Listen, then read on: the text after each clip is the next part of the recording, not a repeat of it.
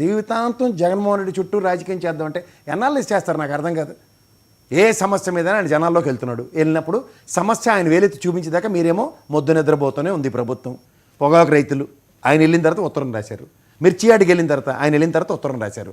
నిన్న మామిడికాయ రైతుల విషయంలో పవన్ కళ్యాణ్ గారు ఒక్కలే మాట్లాడలేదు. ఆ విషయంలో మన వ్యవసాయ శాఖ మంత్రి అచ్చెన్నాయుడు గారు మాట్లాడింది, కలెక్టర్ గారు మాట్లాడింది, మనోహర్ గారు మాట్లాడింది, అన్నీ కాంట్రడిక్షనే. 67, 80, 90%. పోనీ ఇది కాదు, నెక్స్ట్ పోనీ గౌరవ ముఖ్యమంత్రి గారు చంద్రబాబు నాయుడు గారు కూడా తోతాపూరి మామిడి పండ్లకి 138 కోట్లు కావాలంటే ఇప్పుడు అచ్చెన్నాయుడు గారు ఏమంటారు, జగన్మోహన్ రెడ్డి ఏదో అవహేళన చేసే కార్యక్రమంలో తోతాపూరి మామిడి పళ్ళు సీజన్ అయిన తర్వాత ఆయన ఎందుకు వెళ్తాడంటే, మరి గౌరవ ముఖ్యమంత్రి గారు 138 కోట్లు కేంద్ర ప్రభుత్వాన్ని అభ్యర్థిస్తుంది దేనికి? 264 కోట్లు రిలీజ్ చేశారు దేనికి సార్? కేజీ ₹4 చొప్పున ఇవ్వడానికి. ఎప్పుడది? కేబినెట్ నిర్ణయంలో.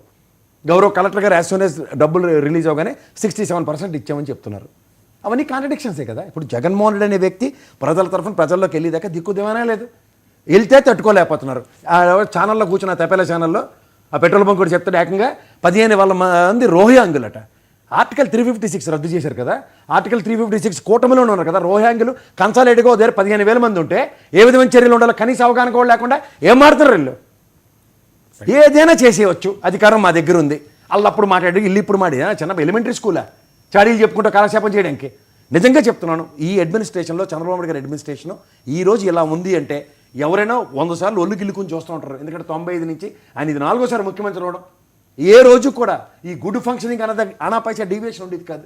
ఇది ఎక్కడ చిల్లర రాజకీయాలు, చిన్నపిల్లల రాజకీయాలు, ఒక అర్థం పర్థం అన్నది ఉండట్లేదు. ఏమనంటే పేరు నేను మాట్లాడేది సార్. ఒక మాట చెప్తాను, కార్యకర్తల సమావేశంలో సార్ రప 2.0 అని మాట్లాడినప్పుడు మనకి అధికారం రావాలి, వచ్చినప్పుడు చూద్దాం, అప్పుడు కన్ను కొడితే అవుతుంది, పల్నాడులో ఎలాంటి ఉదంతాలు ఉంటాయో తెలియవా, రాయలసీమలో ఎలాంటి ఉదంతాలు ఉంటాయా, మూడో కంటికి తెలియకుండా చేసే పనులు తెలియవా అని మా కోణంలో మాట్లాడుతూ ఉంటారు. దాన్ని పట్టుకుని పేరు నాని గారు అలా మాట్లాడేశారు, ఇలా మాట్లాడంటే కార్యకర్తల సమావేశంలో లోకేష్ గారు నా మీద 20 కేసులు 30 కేసులునే, మీ మీద ఎంత తక్కువ ఉన్నాయని ఆయన ప్రేరణకు గురి చేయలేదా? ఇదే గౌరవ పవన్ కళ్యాణ్ గారు సభలు సమావేశాలు ఆయన మాడిన విధానాలు ఎలా ఉండేవి? ఇవన్నీ వీళ్ళేదో ఇవాళ శుద్ధులు రాజకీయ చతురత వీళ్ళు ఒక్కరి దగ్గర ఉన్నాయి.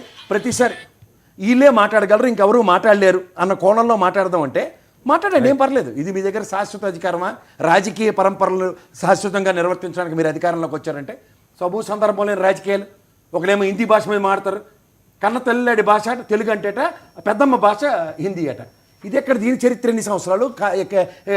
హిందీ చరిత్ర అంతా చదువుకుందా అంటే చదువుకోకపోతే చదువుకోపోయారు. కానీ మనం 10th క్లాస్ దాకా చదువుకున్నాం అని ఆయనే చెప్పారు కదా. ఫస్ట్ లాంగ్వేజ్ ఏంటి? గౌరవ తెలుగు. సెకండ్ లాంగ్వేజ్ ఏంటి? ఇంగ్లీషు. Third language Hindi. ఏ ప్రాతిపదిక మీద ఎత్తికి తీసుకొస్తారు? ఏది చూడండి, తెల్లారితే ఒక రాజకీయం ఏదైనా మాట్లాడదాం అంటే సబూ సందర్భం లేని అంశాలను తీసుకొచ్చి ఇవాళ మన ఎత్తికి రుద్దే కార్యక్రమానికి ఆంధ్రప్రదేశ్ రాష్ట్రం ఏం పాపం చేసిందో నాకు అర్థం కావట్లే. అరే అనుభవజ్ఞుడు, అపార అనుభవం ఉన్న చంద్రబాబు నాయుడు గారు ముఖ్యమంత్రి అయ్యారు. ఇప్పుడు బ్రహ్మాండమైన ట్రాన్స్పరెంట్ రాజకీయాలు ఉంటాయి, గతంలోలా కాదు ఆడిపోసుకునే కార్యక్రమం. ఇది ఎక్కడ? ఇది చూడండి, కూడల్లో కూర్చునే ఆడపిల్లలు సాయంత్రం ముసలోళ్ళు రిటైర్ అయిన తర్వాత పంచాయతీ కబుర్లు చెప్పుకుంటారు, అలో లక్ష్మణ ఒక కుటుంబం మీద పడి ఎడుతుంటారు. అదే కార్యక్రమం నడుస్తుంది. ఎన్నాళ్ళు నడిపిస్తారు అలాగా? 13 నెలలు గడిచినాయి.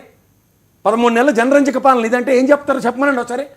ఓకే సారు ఏదైతే ప్రామిస్ చేసేసారో ఎగ్జిస్టింగ్ నవరత్నాలకి ధీటుగా దానికి వినూత్నంగా ఇస్తామని దగ్గర గ్యాస్ సిలిండర్ల సంగతి దిక్కుదేవానా లేదు. 3 ఎక్కడ పడ్డాయి?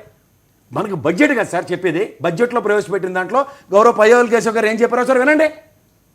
ఏమన్నా అమ్మఒడికి ధీటుగా తల్లికి వందనం అన్నారు. 13,500 కోట్లు 80 లక్షల మంది పిల్లలకు కావాలన్నారు. ఎంత డబ్బులు ఇచ్చారో వాళ్ళని అడగండి ఒకసారి.